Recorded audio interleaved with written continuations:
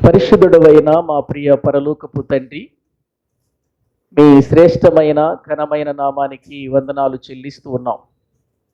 మరోసారి మీ సన్నిధానములో ఈ రెండవ సెషన్లో కూడి నిన్ను ఆరాధించడానికి మమ్మల్ని అందరినీ సమకూర్చారు. అందుకై స్తోత్రములు తండ్రి. నీ వాక్యము దగ్గరకు వెళ్ళుచుండగా పరిశుద్ధాత్మ సహాయమును నడిపింపును నాకు అనుగ్రహించి వినుచున్న ప్రతి వారికి మేలు కలిగించమని ప్రార్థన చేస్తూ, మా ప్రభు మా రక్షకుడు మీ ప్రియ కుమారుడైన యేసుక్రీస్తు ప్రభు పేరిట ప్రార్థించి వేడుకుంటున్నాము తండ్రి, ఆమేన్. ప్రభునందు ప్రియులారా, దైవ గ్రంథంలో నుండి మనం ఇశ్రాయేలీయులకు మొదటి రాజైన సౌలును గురించి మాట్లాడుకుంటూ వస్తూ ఉన్నాం.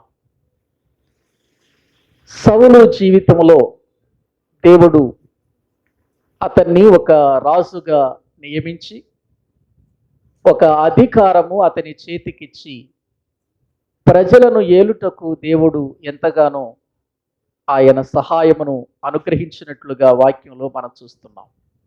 కానీ సౌలు జీవితం రాజ్య పరిపాలనలోనికి వచ్చిన తర్వాత, సింహాసనం మీద కూర్చున్న తర్వాత 2 సంవత్సరాలు పరిపాలన బాగుంది. కానీ ఆ తరువాత అతడు తప్పుల మీద తప్పులు చేయటం ప్రారంభించాడు. ఒకటి, దైవజనుడైన ప్రవక్త అయిన సమూయేలు గారు రాకముందే చెప్పిన మాటను చవదాటి యాజకుడు చేయవలసిన పని రాజుగా నాకేంటి అనుకున్నాడు. అందుకని అతడు దహన బలులు అర్పించి దేవుని దృష్టిలో అవివేకి అయ్యాడు.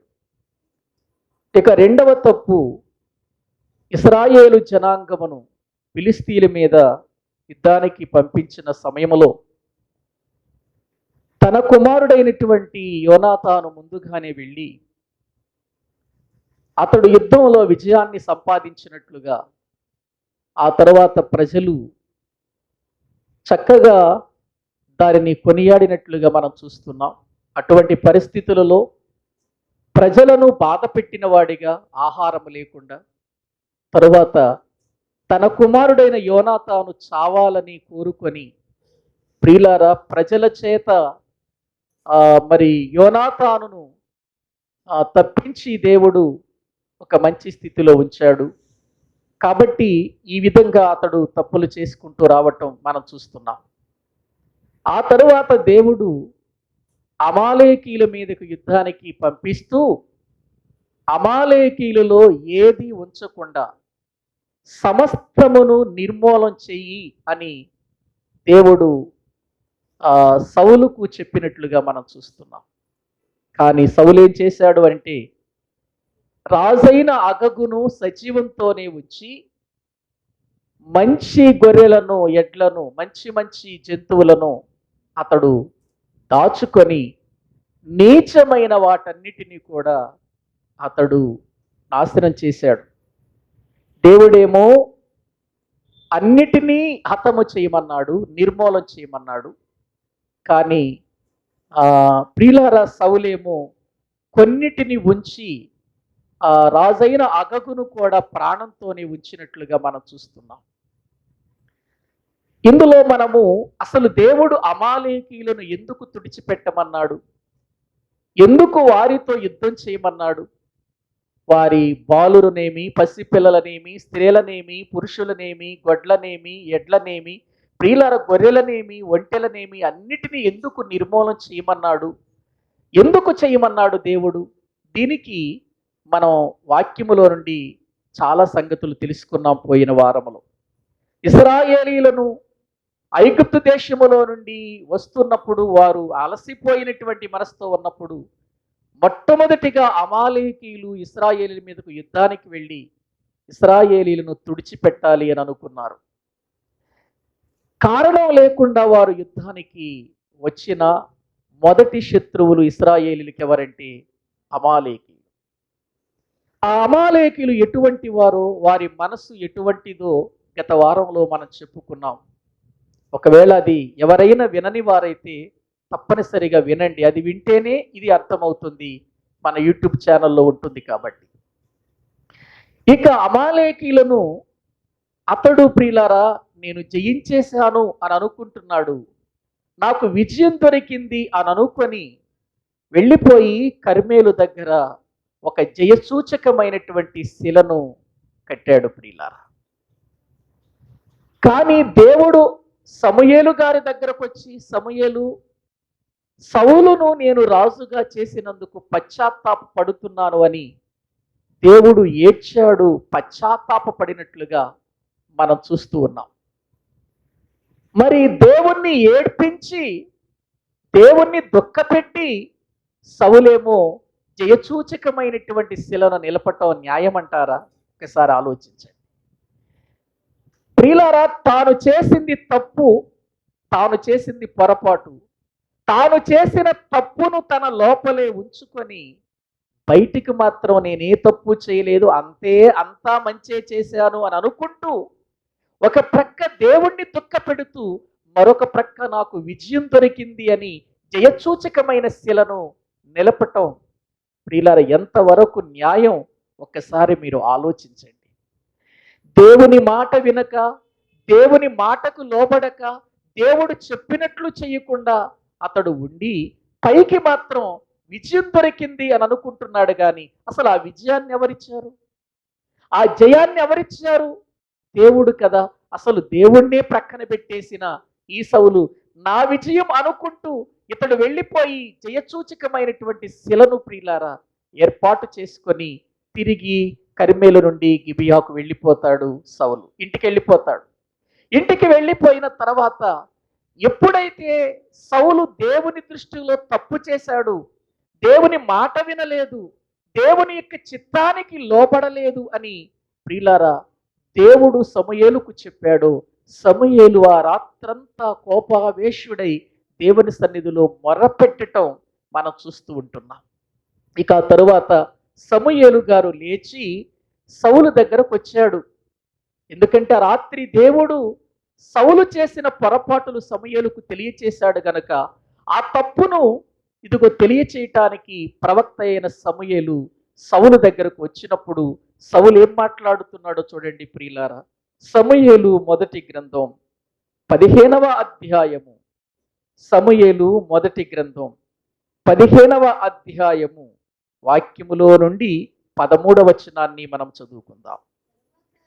తరువాత అతడు సౌలు నద్దకు రాగా సౌలు, యెహోవా వలన నీకు ఆశీర్వాదము కలుగునుగాక, యెహోవా ఆజ్ఞను నేను నెరవేర్చితిని అని అంటున్నాడు. ఏమండి, సమూయేలు సౌలు దగ్గరకు రాగానే ఏమంటున్నాడు? సమూయేలు గారిని చూచి, యెహోవా ఆశీర్వాదము నీకు కలుగునుగా. ఎవరెవరిని ఆశీర్వదించాలి లెక్క ప్రకారం? ఏమండి, ప్రవక్త, యాజకుడు, న్యాయాధిపతిగా ఉన్నవాడు, దేవుడు ఏర్పాటు చేసుకున్న సమూయేలు గారు రాజుని ఏం చేయాలి? ఆశీర్వదించాలి. కానీ సమూయేలు గారు రాగానే సమూయేలు గారిని రాజు ఏం చేస్తున్నాడు? దీవిస్తున్నాడు. చూసారా? అంటే ఏ స్థాయికి ఎదిగిపోయాడండి. అతన్ని అభిషేకించింది సమూయేలు, అతనికి మార్గం చూపించింది సమూయేలు, దేవుని మాట అతనికి తెలియచేసింది సమూయేలు, అతన్ని రాజుగా పెట్టింది సమూయేలు, అతనికి రాజ్య పరిపాలన పద్ధతిని రాయించి ఇచ్చింది సమూయేలు. ఇప్పుడు అంత పెద్దవాడైన సమూయేలును ఇతడు ఆశీర్వాదం కలుగునుగాక నీకు అని అంటున్నాడంటే ఏంటండి అని ఏమంటున్నాడో తెలుసా? నేను దేవుని ఆజ్ఞను నెరవేర్చాను అని అంటున్నాడు. యెహోవా ఆజ్ఞను ఏం చేశాను? నెరవేర్చాడా? దేవుని ఆజ్ఞనే సౌలు నెరవేరిస్తే దేవుడు ఎందుకు ఏడుస్తాడు? దేవుడు ఎందుకు పశ్చాత్తాపడతాడు? ఏమండి, దేవుడు పశ్చాత్తాపడతాడు ఎందుకు? ఆజ్ఞను నెరవేరిస్తే దేవుడు పశ్చాత్తాపడతాడా? కానీ ఇతడు తప్పు చేసి తప్పును ప్రియులను దాచిపెట్టి నేను బాగానే ఉన్నాను, నేను మంచే చేశాను, నేను ఏ చెడు చెయ్యలేదు అని అనుకుంటున్నాడండి. చాలామంది ఇదే స్థితిలో ఉంటారండి. తప్పు చేస్తారు, పొరపాటు చేస్తారు, పొరపాటు అని తెలిసినప్పుడు ఒప్పుకొనకపోగా, సరిచేసుకొనకపోగా నేను చేసిందంతా మంచిదే అని అనుకుంటారు. బైబిల్ చెబుతుందండి, ఒకని మార్గము ఒకనికి యథార్థముగా కనబడును గాని తొదకు అది మరణమునకు దారి తీయును. మనంతటికి మనము మంచి వాళ్ళము అని చెప్పుకోవటం సరైన పద్ధతి కాదండి. లోపము పెట్టుకొని, మనలో చెడుతనమును పెట్టుకొని, నేను బాగా పైకి బాగానే ఉన్నాను, దేవుని నేను అనుసరిస్తున్నాను, దేవునిలో నేను మంచిగా కొనసాగుతున్నాను, నా జీవితం దేవుని దృష్టికి బాగానే ఉందని మనం అనుకుంటే ఎట్లా? ఎవరు చెప్పాలా మాట? దేవుడు మన గురించి సాక్ష్యం ఇవ్వాలి. అక్కడేమో దేవుడు నేర్పించాడు. ప్రియులారా, మళ్ళీ ఇక్కడ ఏమంటున్నాడంటే, నేను యెహోవా ఆజ్ఞను నెరవేర్చితిని. అప్పుడు వెంటనే సమూయేలు గారు అన్నాడు, దేవుని ఆజ్ఞ నెరవేర్చావా నువ్వు సౌలా?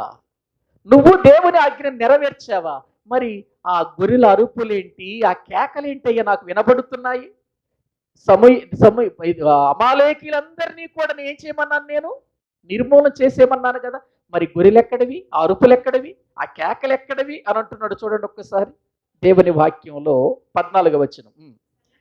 సమూయేలు, అలాగైతే నాకు వినపడుచున్న గొర్రెల అరుపులను, ఎడ్ల రంకెలను ఎక్కడివి అని అడిగాను. ఏవండి, ఇతడు చేసిన పనేంటి?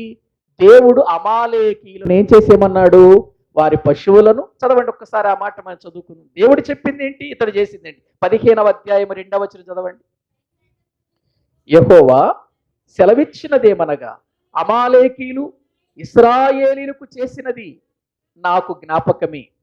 వారు ఐగుప్తులో నుండి రాగానే అమాలేకీలు వారికి విరోధులై మార్గమందు వారి మీదికి వచ్చిరి కదా. కాబట్టి నీవు పోయి కనికరించక అమాలేకీలను హతము చేయుచు, పురుషులనేమి, స్త్రీలనేమి, బాలురనేమి, పసిపిల్లలనేమి, ఎద్దులనేమి, గొర్రెలనేమి, ఒంటెలనేమి, గార్ధబొమ్మలనేమి అన్నిటినీ ఏం చేసేమన్నాడు? హతము చేసి వారికి కలిగినదంతయు బొత్తిగా పాడు చేసి అమాలేకీలను నిర్మూలము చేసేయి అని అన్నాడు. అంటే ఏది మిగల్చొద్దు అన్నాడు కదండి. మరి ఈయన గారు ఏం చేశాడు? 8వ వచనం చదవండి. అమాలేకీల రాజైన అగగును ప్రాణముతో పట్టుకొని జనులందరినీ కత్తి చేత నిర్మూలము చేసెను.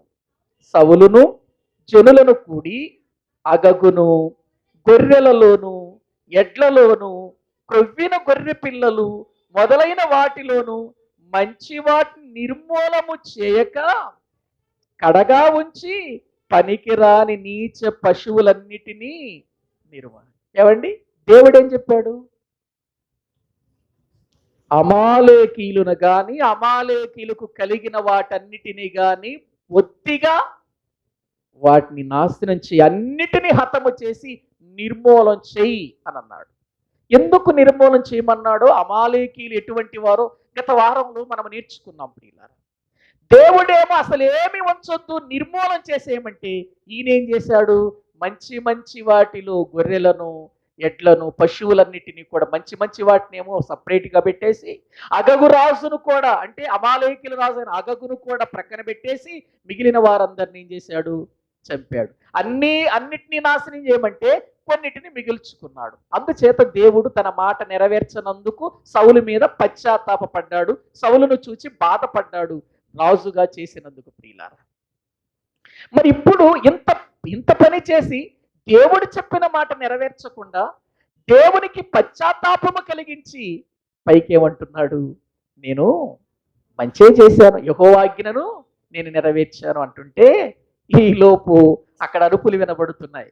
ఇవన్నీ పక్కన పెట్టేశాడుగా, మంచి వాటినన్నిటిని ఏరి మనోడు పక్కన పెట్టేశాడు కదా, అరుపులు వినబడుతున్నాయి. వెంటనే సమూయేలు అన్నాడు, మరి ఆ అరుపులు ఏంటయ్యా? అరుపులేంటి అని ఏంటి?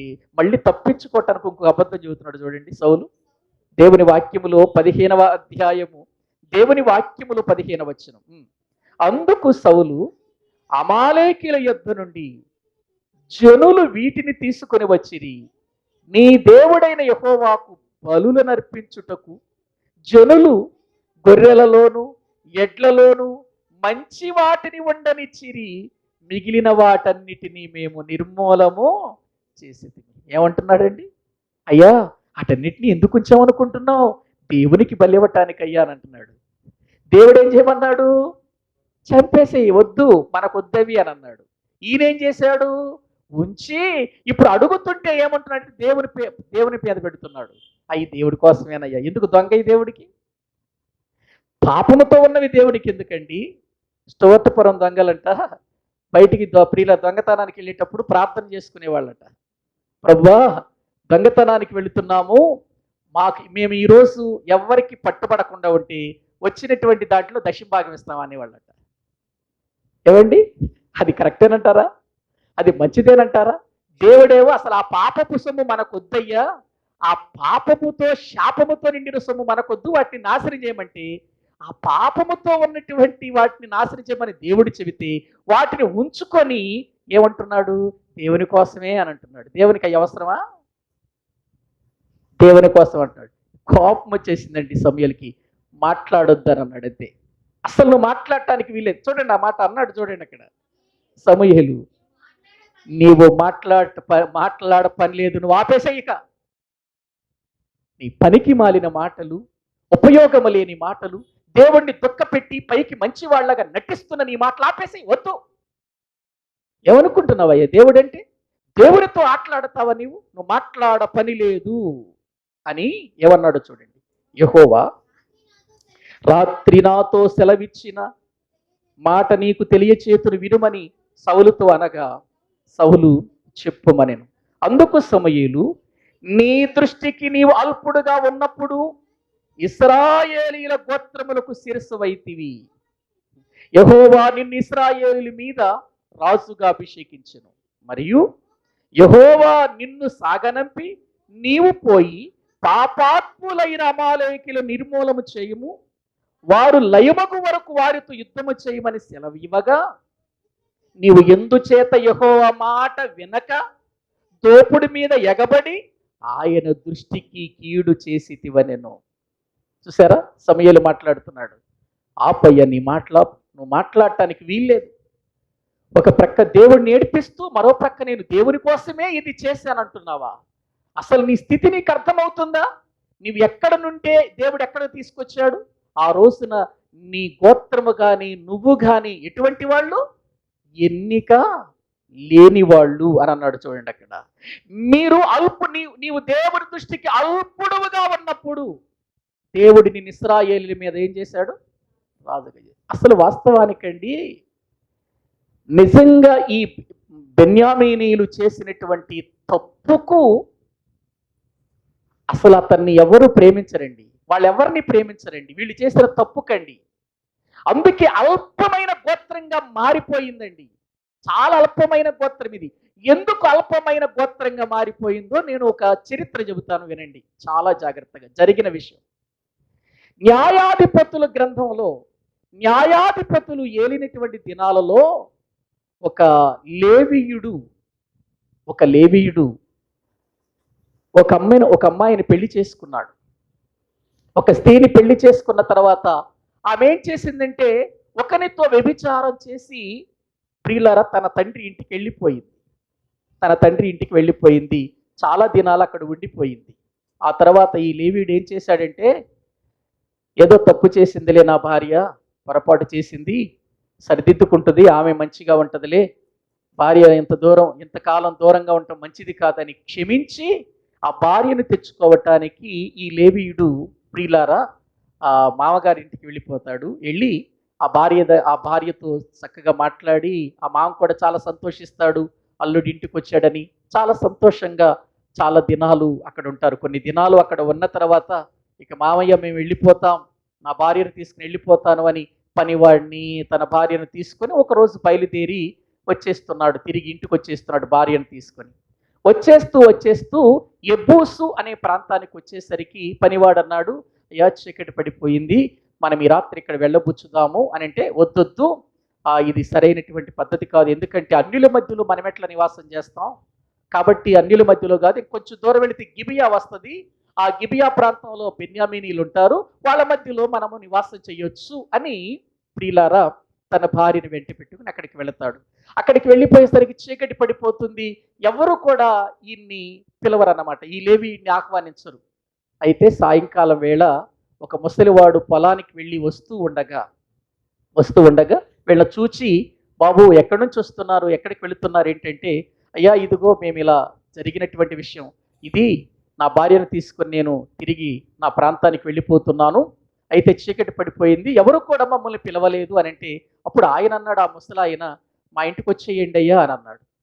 మాకు అప్పుడు ఈ లేవీయుడు ఏమన్నాడంటే, అయ్యా మాకు ఏ కొదువ లేదు, రాత్రి పడుకోవటానికి అవకాశం ఇస్తే చాలు, ఆహారం ఉంది, ఇదిగో మా యొక్క పని వాళ్ళకి కానీ లేకపోతే మేము తీసుకొచ్చిన గాడిదలకు కానీ వీటన్నిటికీ కూడా మాకు ఆహారం ఉంది, మాకేం పెట్టవసరం లేదు, తక్కువైతే నేను చూసుకుంటాను లేయ్యా, నా దగ్గర ఉండేసేయండి అన్నాడు ఈ ముసలివాడు. ఆ రాత్రి వాళ్ళు చక్కగా భోంచేశారు. సంతోషంగా ఉంటున్న సమయంలో ఆ బెన్యామీనీలలో కొంతమంది పోకిరీలు వచ్చేసి, నీ ఇంట్లో ఉన్నటువంటి మనుషులను తీసుకురా, మేము వాళ్ళతో కూడాలి అని బలవంతం చేశారు.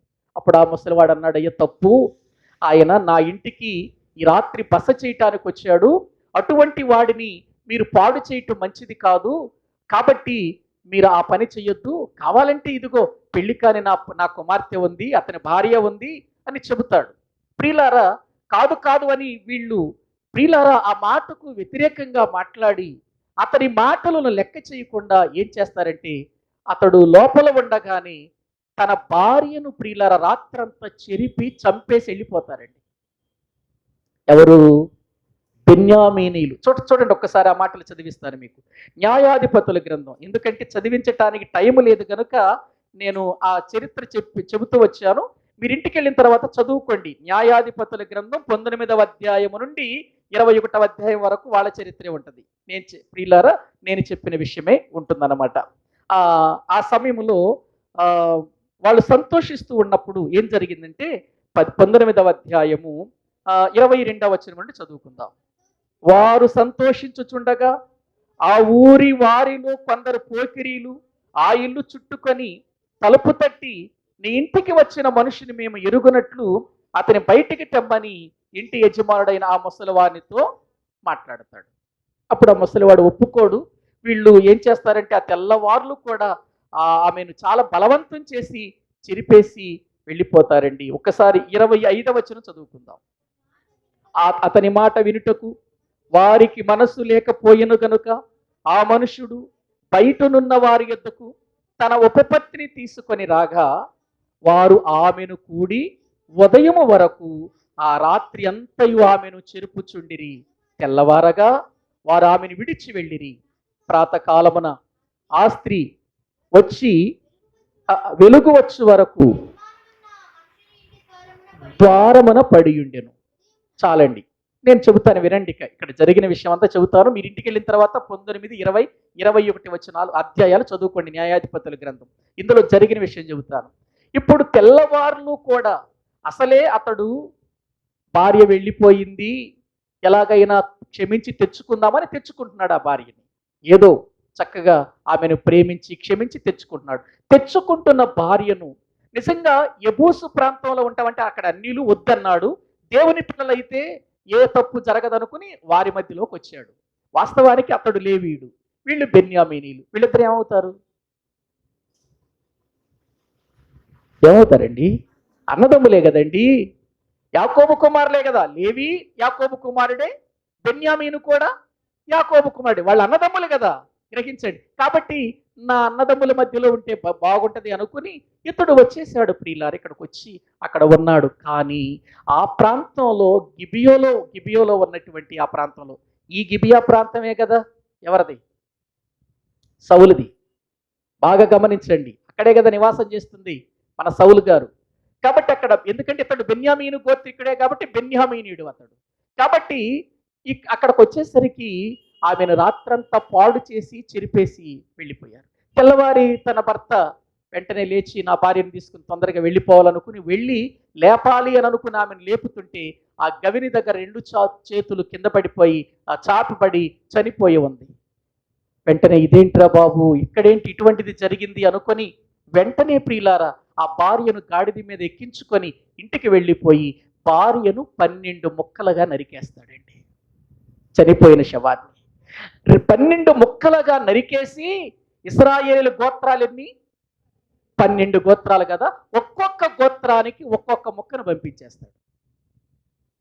ఒక్కొక్క గోత్రానికి ప్రతి కీలుకు కీలుకు నరికేసి ఆ భార్యను, చనిపోయింది కదా, ఆ యొక్క ముక్కలను 12 గోత్రాల వారికి పంపించేస్తారు. అప్పుడు అందరూ కూడా ఇదేంట్రా, ఐగుప్తు దేశములో నుండి మనము బయలుదేరి వచ్చిన దగ్గర నుండి ఇటువంటి కార్యము ఇశ్రాయేలీలలో ఎన్నడూ చూడలేదు, ఇంత భయంకరమైన కార్యం జరిగింది ఏంటండి అని అందరూ కూడా ఒక చోట కూడుకుంటారు. వచ్చి అడుగుతారు, ఏం జరిగిందయ్యా, ఏంటి ఇంత భయంకరమైన పరిస్థితి, ఒక్కొక్క స్థలానికి ఒక్కొక్క గోత్రం దగ్గరికి ఒక్కొక్క ముక్కను పంపించావు ఏంటయ్యా అని అడిగితే అప్పుడు జరిగిన విషయం చెబుతాడు. అప్పుడు వీళ్ళందరూ, రండి, ఇటువంటి పోకిరీలు ఉండటానికి వీల్లేదు, మన యుద్ధానికి వెళ్ళిపోదామని ఈ 11 గోత్రాల వారు కలిసి మాట్లాడుకొని వీళ్ళ బెన్యామీనీల దగ్గరకు వస్తారండి. బెన్యామీనీల దగ్గరకు వచ్చి మంచిగా మాట్లాడతారు వీళ్ళు. ఏమనంటే, బెన్యామీనీలారా, మీలో కొంతమంది పోకిరీలు ఇశ్రాయేలీలలో జరగనటువంటి అన్యాయం చేశారు, ఘోరమైన కార్యం చేశారు. వాళ్ళెవరో ఆ పోకిరీలను తీసుకురండి, వాళ్ళ బ్రతకనివ్వకూడదు, చెడుతనము మనలో ఉండకూడదు, వారిని చంపేద్దాం అని అంటే బెన్యామీనీలు ఏమనాలండి? సరేనయ్యా, వాళ్ళు ఏదో తప్పు చేశారు, పొరపాటు చేశారు, మనం ఆ చెడుతనాన్ని తీసేసుకుందాం, అది మనలో ఉండటం మంచిది కాదు అనాలి కదా, రెండ్రా చూసుకుందాం అన్నారు వీళ్ళు. బెన్యామీనీలు రెండ్రా చూసుకుందాం, ఏంటంటే చేస్తే ఏంటంట, రాత్రంతా చెరిపేస్తే ఏంటంట అన్నట్టుగా మాట్లాడుతున్నారండి వాళ్ళు. ఏమండి, ఎవరిని చెరిపింది? ఎవరిని? లేవీల యొక్క గోత్రములో నుండి వచ్చిన ఒక మనుషుని భార్యను చంపేశారు.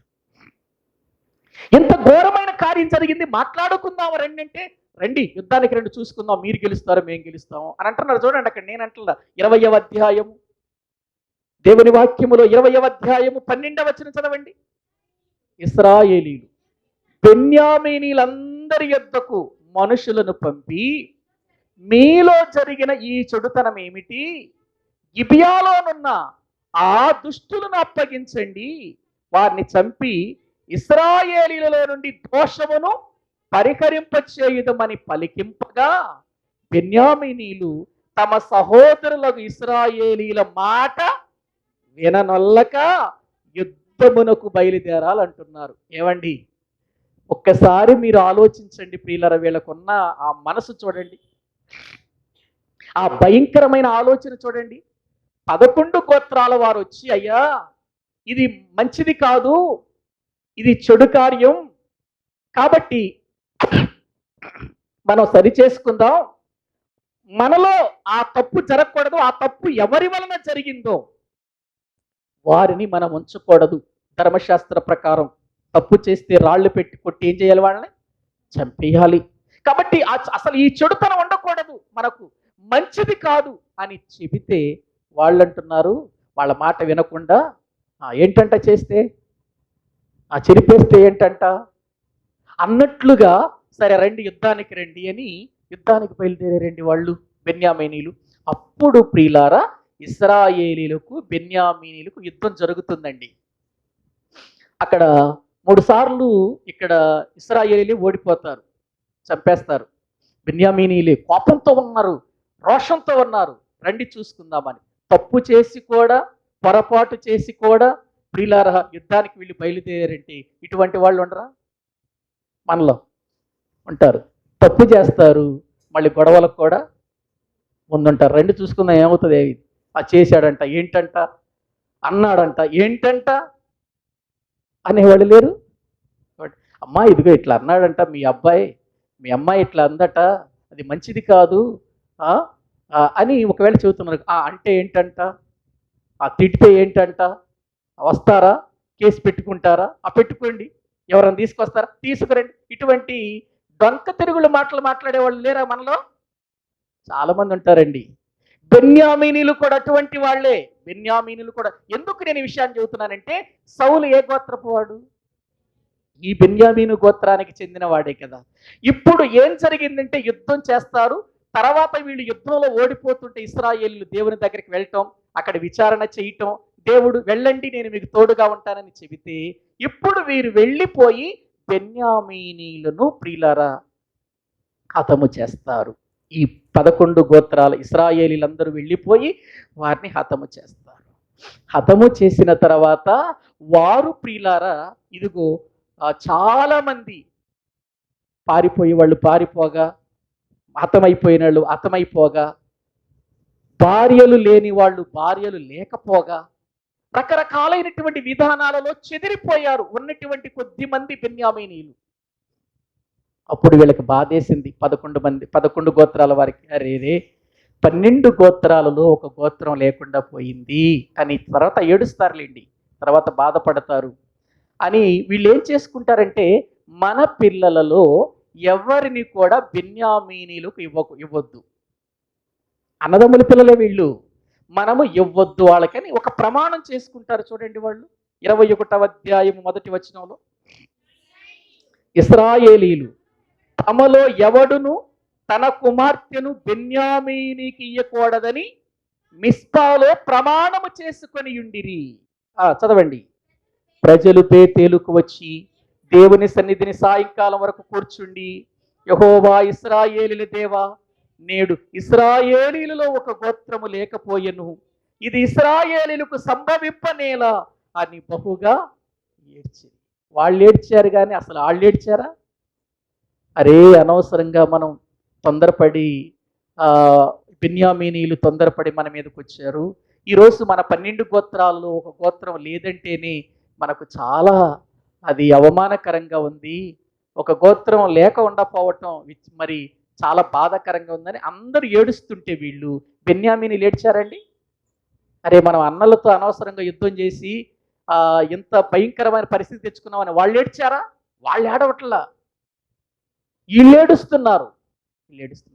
ఇప్పుడు ప్రియులారా 11 గోత్రాల నుండి వీళ్ళు వేరైపోయారు. వాళ్ళ పిల్లలు వీళ్ళకి కానీ వీళ్ళ పిల్లలు వాళ్ళు కానీ చేసుకోవటానికి అవకాశం లేదు. తర్వాత బెన్యామీనీలకి ప్రియులారా పిల్లలు లేకపోతే వీళ్ళే యుద్ధం చేసి వాళ్ళకి పిల్లలు తీసుకొచ్చి పెళ్లిళ్ళు చేశారు. తర్వాత సంగతి అది అక్కడే జరుగుతుంది. కానీ ఇక్కడ నేను ఈ విషయం అంతా ఎందుకు చెప్పాను అని అంటే ప్రియులారా, ఇటువంటి బెన్యామీనీలను వీళ్ళందరూ కూడా వెలేశారండి.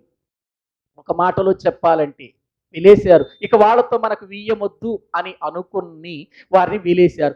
అటువంటి బెన్యామీనీల గోత్రములో నుండి దేవుడు సౌలును ఏర్పాటు చేసుకొని ఇప్పుడు ఈ 12 గోత్రాలకు రాజును చేశాడు కదా. నిజంగా వాస్తవానికి 12 గోత్రాల వాళ్ళు ఏమనాలి? ప్రభువా, బెన్యామీనుడు మాకు రాజు అవ్వటానికి వీల్లేదు, వాడేంటి మాకు రాజు అవ్వటం ఏంటి నాయన? ఒకనాడు వాళ్ళు న్యాయాధిపతులు కాలము తర్వాత రాజు లేని కాలములు ఇదిగో ఇట్లా చేశారు, వాళ్ళకి మాకు సంబంధాలు లేవు, వాళ్ళని మేము రాజుగా చేస్తే ఒప్పుకోము అని అన్నారా వాళ్ళు? దేవుడు ఎంత కృప కలిగిన వాడంటే, ఎంత ప్రేమామయుడు అంటే ప్రియులారా గమనించండి. బెన్యామీను గోత్రం దూరమైపోయిందని ఎలాగైనా ఈ గోత్రాన్ని వీళ్ళకి దగ్గర చేసి మళ్ళీ వీళ్ళందరినీ ఏకం చెయ్యాలన్నది దేవుని ఆలోచన. ఏదో గొడవచ్చి వాళ్ళు విడిపోయారు, ఎంతకాలం ఇలా ఉంటారు, ఎలాగైనా వీళ్ళని ఏకం చేయాలంటే బెన్యామీను గోత్రములో నుండి ఆ ఉన్నత ఆ యొక్క అల్పులైనటువంటి గోత్రములో నుండి ఆ ఎన్నికలేని గోత్రములో నుండి ఒక వ్యక్తిని తీసుకొచ్చి నేను రాజుగా చేస్తే ఆ రాజు నా మాట వింటాడు, ఇశ్రాయేలు అందరూ సంతోషంగా ఉంటారు, చాలా రాజ్యం బాగుంటుంది అని దేవుడు ఆశించి ఇటువంటి ఎన్నికలేని గోత్రములో నుండి, వెలివేయబడిన గోత్రములో నుండి, నెట్టివేయబడిన గోత్రములో నుండి, బెన్యామీనీల ఈ గోత్రములో నుండి దేవుడు సౌలును రాజుగా చేశాడు అని అంటే ప్రియులారా, ఒక్కసారి సౌలు ఎంత కృతజ్ఞతగా బ్రతకాలండి దేవునికి, ఎంత కృతజ్ఞతగా బ్రతకాలి దేవునికి. అరే ఒకనాడు మాకు ఇదిగో మేము ఎటువంటి సంబంధాలు లేకుండా బ్రతికాం, అటువంటి మమ్ములను ఇదిగో దేవుడు ఒక గొప్పగా మమ్మల్ని కలిపాడు, నన్ను ఒక రాజుగా చేసి వాళ్ళకి శిరసగా చేశాడు, దేవుని మాట ప్రకారం నేను బ్రతకాలి అనుకోవాలి ఎవరు? సౌలు. కానీ ఇతడు సింహాసనం ఎక్కిన దగ్గర నుండి కూడా దేవునికి దుఃఖకరమైన పనులే చేస్తున్నాడు. చూడండి, బాధాకరమైన పనులే చేస్తున్నట్లుగా వాక్యంలో చూస్తున్నాం. అందుకే సమూయేలు గుర్తు చేస్తున్నాడు, అసలు నువ్వు ఎటువంటి వాడివి, ఏ పాటి వాడివి. చూడండి, ఇప్పుడు చూడండి వాక్య భాగములు మనము చూస్తే సమూయేలు మొదటి గ్రంథం 15వ అధ్యాయం 15వ అధ్యాయం. ప్రియమైన దేవుని బిడ్డలారా, వాక్యములు గనుక మనము చూడగలిగితే అక్కడ 17వ వచనం చదవండి. అందుకు సమూయేలు, నీ దృష్టికి నీవు అల్పుడుగా ఉన్నప్పుడు ఇశ్రాయేలీల గోత్రములకు ఏమయ్యావు? నీవు శిరస్సు అయ్యావయ్యా. ఎన్నిక లేనివాడిగా అల్పుడుగా ఉన్నప్పుడు నేను నిన్నేం చేశాను? శిరస్సుగా చేశాను ఇశ్రాయేలు గోత్రానికి. నిన్ను రాజుగా అభిషేకిస్తే వెళ్ళి పాపాత్ములైనటువంటి అమాలేకులు నిర్మూలము చెయ్యమంటే నువ్వు నిర్మూలము చెయ్యకపోగా దేవుని మాట వినక, 19వ వచనం చదవండి. దేవుని మాట వినక ఆ దోపుడు మీద ఎగబడి ఆయన దృష్టికి కీడు చేసితివి. దేవుడు మేలు చేస్తే దేవుడికి సౌలు ఏం చేస్తున్నాడు? కీడు చేస్తున్నాడు. ప్రియులారా, న్యాయమేనంటారా? ఇది ఒకసారి మీరు ఆలోచించండి. ఒకనాడు మంచివాడు అనుకున్నాం సౌలు, ఒకనాడు దేవుని యొక్క మాట విన్నాడు అని అనుకున్నాం సౌలు, ఒకనాడు ప్రారంభం చాలా బాగుంది, కానీ సింహాసనం ఎక్కిన తర్వాత మనోడికి కళ్ళు ఎక్కడికి వచ్చినాయి? నెత్తి మీదకి వచ్చినాయి. అందుకే బైబిల్లో అంటాడు, కన్నులు నెత్తి మీదకి వచ్చిన తరము గలదంటాడు. ఒక్కసారి చూడండి, సామెతల గ్రంథం బైబిల్ గ్రంథంలో మనము చూడగలిగితే 30వ అధ్యాయం దేవుని వాక్యములో నుండి 13వ వచనం చదువుకుందాం. కన్నులు నెత్తికి వచ్చిన వారి తరము కలదు. ఎక్కడికి వచ్చినట్టు? కళ్ళు నెత్తి మీదకి రావటం అంటే, కొంతమంది జీవితంలో వాళ్ళు కింద స్థాయి నుండి కొంచెం పై స్థాయికి వచ్చారనుకోండి, ఇంకా వాళ్ళకి ఏంటంటే ఎవరు పట్టరేక, మాట్లాడినా సరిగా మాట్లాడరు. నాకేంటి, నేను ఒక స్థాయికి వచ్చేసారు అనుకుంటారు, కానీ ఆ కింద స్థాయి ఆలోచన చేస్తారా? అసలు నేను ఏ స్థితి నుండి వచ్చానో, ఏ పరిస్థితిలో నుండి వచ్చానని ఆలోచించరు. కళ్ళు ఎక్కడికి వచ్చినాయట? నెత్తికి వస్తాయి. కొంతమందికి కళ్ళు నెత్తికి వస్తాయి అంటే కిందోళ్ళు కనపడరని, ఎదుటోళ్ళు కనపడరని. ప్రియులారా, గమనించండి. ఇదిగో ఇప్పుడు ఎక్కడో ఉన్నటువంటి గార్ధబములు పోతే వెతుక్కుంటూ వెళ్ళిన సౌలును దేవుడు రాజుగా చేస్తే, రాజుగా చేసిన తర్వాత ఇప్పుడు కళ్ళు నెత్తికొచ్చిని, దేవుడు కూడా కనబట్టలా. ప్రియులారా, ఆలోచించండి. వాక్యం చెబుతుంది, నీ దృష్టికి నీవు ఆయనకు ఏం చేశావు? నీవు ఆయన దృష్టికి నీవు కీడు చేశావు. అసలు దేవుడికి ఎట్లా కీడు చేయాలనిపించిందండి ఈ సౌలుకి? ఆయన మాట వినకుండా ఆయనకు కీడు కల్పిస్తున్నాడు. దేవుడు మేలు చేశాడండి సౌలుకు. దేవుడు మేలు చేస్తే మేలుకు ప్రతిగా ఏం చేస్తున్నాడండి? సౌలు కీడు చేస్తున్నాడు. నేను ఒక విషయం చెప్పనా? ఒకనాడు మనం కూడా ఎన్నిక లేనివారు, ఒకనాడు మనము కూడా శాపగ్రస్తులం, ఒకనాడు మనము కూడా దేవునికి దూరముగా ఉన్నవారు, మనము అందరి చేత ద్వేషించబడినవారు. అటువంటి మనలను దేవుడు ప్రేమించి తన కుమారుడైన యేసుక్రీస్తును సిలువలో బలి చేసి ఆ బలియాగము ద్వారా మనల్ని రక్షించుకొని ఆయన సన్నిధిలో కూర్చుని భాగ్యం మనకు ఇచ్చాడంటే, ప్రియులారా, ఇటువంటి భాగ్యం ఇచ్చిన దేవుడిని దుఃఖ పెట్టడం న్యాయమంటారా? ఇంత స్థానం ఇచ్చినటువంటి దేవునికి మనము కీడు చేయటం, మన మాటల ద్వారా క్రియల ద్వారా ఆయనకు కీడు కల్పించటం, ప్రియులారా, న్యాయమంటారా? ఒక్కసారి ఆలోచించండి. ఎక్కడి వారమో మనందరినీ ఈ దినాన్న ఆయన సన్నిధిలో ఒక స్థలములో కూర్చోపెట్టాడు. ఆయన బల్ల దగ్గర మనందరినీ సమానులుగా చేశాడండి. ఎంతగా మనల్ని ప్రేమించాడు. ఎంత ప్రేమించిన దేవునికి మనము కీడు చేయొచ్చండి? ఒక్కసారి ఆలోచించండి ప్రియులారా, ఒక్కసారి పరిశీలన చెయ్యండి ప్రియులారా. కీడుకు ప్రతి కీడే చెయ్యొద్దన్నవాడు ప్రియులారా ఇప్పుడు మేలుకి ఏం చేస్తున్నాడు సౌలు? బైబిల్ ఏం చెబుతుంది? కీడుకు కూడా మీరు ప్రతి కీడు చేయొద్దు. ఎవరైనా మీకు కీడు చేశారనుకో, మీరు కీడు చెయ్యొద్దు, మీరు మేలు చేసి కీడును జయించండి అని అన్నాడు. కానీ మేలు చేస్తే దేవునికి ఆయన దృష్టికి ఏం చేస్తున్నాడు సౌలు? చెప్పండి, కీడు చేస్తున్నాడు. ప్రియులారా, గమనించండి. దేవుని యొక్క సన్నిధిలో దేవుడు మనకిచ్చిన స్థానం ఎంత గొప్పది, మనకిచ్చిన స్థానం ఎంత గొప్పది. ఒకనాడు చీకటిలో కూర్చున్న మనలను ఆశ్చర్యకరమైన తన వెలుగులోనికి పిలిచి ఆయన రాజులైన యాజకులుగా మనల్ని చేశాడు. ప్రియుల, ఏర్పరచబడిన వంశముగా మనల్ని చేశాడండి. పాపములో ఉన్న మనలను ఇదిగో క్రీస్తు రక్తము చేత కడిగి మనల్ని పవిత్రులుగా చేశాడు. మన దోషములను క్షమించాడు. అందరూ నెట్టివేసిన దేవుడు మనల్ని ఏం చేయలేదు చెప్పండి? నెట్టివేయలేదు. మనల్ని ప్రేమించాడు. ప్రియులారా, ఒక్కసారి ఆలోచించండి.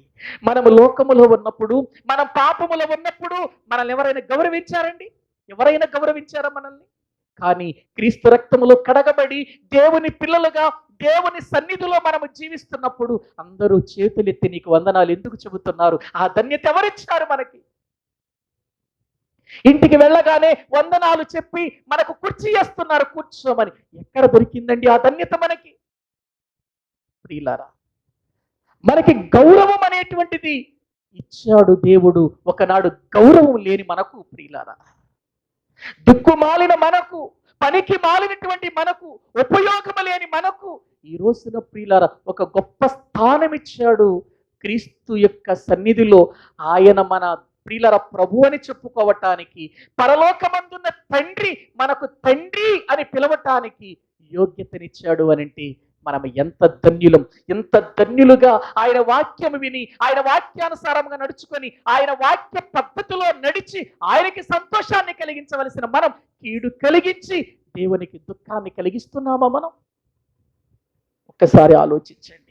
మన మాటల ద్వారా ఆయనకు దుఃఖం కలుగుతుందా? మన క్రియల వలన ఆయనకు దుఃఖం కలుగుతుందా? మన ప్రవర్తన వలన ఆయనకు దుఃఖం కలుగుతుందా? ఒక్కసారి ఆలోచించండి. ప్రభువా, నా కొరకు నీ కుమారుడిని పంపించావు, సిలువలో నలగగొట్టావు, నా కొరకు నాయన ఆఖరి బొట్టు వరకు నీ కుమారుడు కార్చేటట్లుగా నాయన ఆయన్ని హింసించి బాధించి నన్ను విమోచించావు తండ్రి. నీ ప్రేమ ఎంత గొప్పది. నేను నీ కీడు చేసే వ్యక్తి కాకూడదయ్యా. నీవు నాకు ఎంతో మేలు చేశావయ్యా. ఈ లోకాన్ని విడిచిపెడితే పరలోకంలో నీతో కూర్చునే భాగ్యం ఇచ్చావు తండ్రి. ఈ భాగ్యం ఎవరిస్తారు తండ్రి? అధికారులకు లేని భాగ్యం, జ్ఞానులకు లేని భాగ్యం, ఇదిగో హోదాలో ఉన్న వారికి లేని భాగ్యం ఈ అభాగ్యునికి ఇచ్చావు కదా తండ్రి. ఇటువంటి నిన్ను నేను మరిచిపోయి నీకు కీడు చేస్తున్నానా? వారం వారం ప్రభు బలలో పాలు పంపులు పొందుతున్న మనం, క్రీస్తు రక్తములో క్రీస్తు శరీరములో పాలు పంపులు పొందుతున్న మనం ఆలోచించాలి. నేను దేవునికి కీడు చేస్తున్నానా, మేలు చేస్తున్నానా? దేవుణ్ణి సంతోష పెడుతున్నానా, దేవుణ్ణి దుఃఖ పెడుతున్నానని ఒక ప్రియులరా మంచి ఆలోచన చేసుకొని, ఒకవేళ ఈ దినాన్న మనల బట్టి దేవుడు దుఃఖపడుతున్నాడేమో ప్రశ్నించుకొని సరి చేసుకొని ప్రభువుని సంతోష పెడదాం. మిగిలిన విషయాలు నేను వచ్చే వారం చెబుతాను. తలల వంచండి, ప్రార్థన చేసుకుందాం. గొప్పవి తండ్రి, పాపములో ఉన్న నన్ను విడిపించావు. పాపము నుండి, శాపగ్రస్తమైన స్థితిలో నుండి ఆశీర్వాదకరమైన స్థితిలోనికి నన్ను తీసుకొచ్చావు. నీ సన్నిధిలో నీ పిల్లలతో కూడా కూర్చోబెట్టావు. ఎంత యోగ్యత ఇచ్చిన నిన్ను నేను దుఃఖ పెడుతున్నానా తండ్రి? నేను కీడు చేసే వ్యక్తిగా ఉంటున్నానా తండ్రి? దయతో నన్ను జ్ఞాపకం చేసుకున్నా. ఆయన ఎన్నిక లేనటువంటి సౌలును ఎన్నికగా చేసి ఒక రాజుగా నిలబెట్టావు, కానీ కీడు కలిగించాడయ్యా. తప్పులు లోపల పెట్టుకొని నేను మంచిగానే ఉన్నానని చెబుతున్నాడయ్యా. నేను కూడా అలాగే ఉన్నానేమో, మనం కూడా అలాగే ఉన్నామేమో పరిశీలన చేసుకుందామండి ఈ రోజున. ప్రభువా, ఒకవేళటి స్థితిలో నుండి నా జీవితం నీకు దుఃఖకరమైనటువంటి రీతిలో ఉంటే ఈరోజే ప్రభువా ఆ పొరపాటు ఏంటో, ఆ లోటేంటో, ఆ లోపమేంటో నేను విడిచిపెడుతున్నానయ్యా. నీ కొరకు బ్రతుకుతాను. నన్ను పరిశుద్ధమైనటువంటి జీవితంతో మలిచినటువంటి ఆ స్థితిని నేను మర్చిపోకుండా నిన్ను సంతోషపెట్టే వ్యక్తిగా నన్ను చేయి ప్రభు అని దేవునికి మనల్ని మనం అప్పగించుకొని ప్రార్థన చేసుకుందాం. ప్రభు బల యుద్ధకు రాబోతుండగా ఒక్కసారి మన హృదయాలు తెరచి సౌలు లాంటి ఆ యొక్క కన్నులు నెత్తికి వచ్చినటువంటి విధానంలో మనము గర్వపడుతున్నామేమో. దేవునికి దుఃఖాన్ని కలిగిస్తున్నామేమో, బాధ కలిగించే వారికి మారిపోయామేమో. ప్రభు దగ్గర సరి చేసుకుందాం. పరిశుద్ధుడవైన మా ప్రియ పరలోకపు తండ్రి, మీ శ్రేష్టమైన ఘనమైన నామానికి వందనాలు చెల్లిస్తూ ఉన్నాం. నీ మహాప్రేమను బట్టి, నీ ఉన్నతమైన కృపను బట్టి మమ్మల్ని ఎంతో ప్రేమించావు తండ్రి. క్రీస్తు రక్తములో మమ్మల్ని కడిగి నీ పిల్లలుగా చేసుకున్నారు. నీ పిల్లలుగా బ్రతకవలసిన మాలో మీకు ఆయాసకరమైనవి కనబడుతున్నాయి తండ్రి, క్షమించండి. నిన్ను దుఃఖపెట్టేవి మాలో కనబడుతున్నాయి, అవి తొలగించుకొని మేము బ్రతకటానికి కృప చూపండి నాయన. ఈ సమయమందు ప్రభు శరీరములో, ప్రభు రక్తములో పాలు పంపులు పొందే మేము ఒక్కసారి జాగ్రత్త పరుచుకొని ప్రభు కొరకు నేను ఎలా బ్రతుకుతున్నానని పరిశీలన చేసుకోవటానికి కృప చూపమని బిడ్డలందరినీ మీరు దీవించండి, బలపరచండి. కావలసిన ఆరోగ్యములు దయచేయండి నాయన. ఈ సమయమందు నీ బిడ్డలు ప్రేమతో ఇచ్చిన కానుకలను దీవించి ప్రతిఫలము దయచేయండి. మరలా తిరిగి మేము మా గృహాలకు వెళుతూ ఉన్నాం.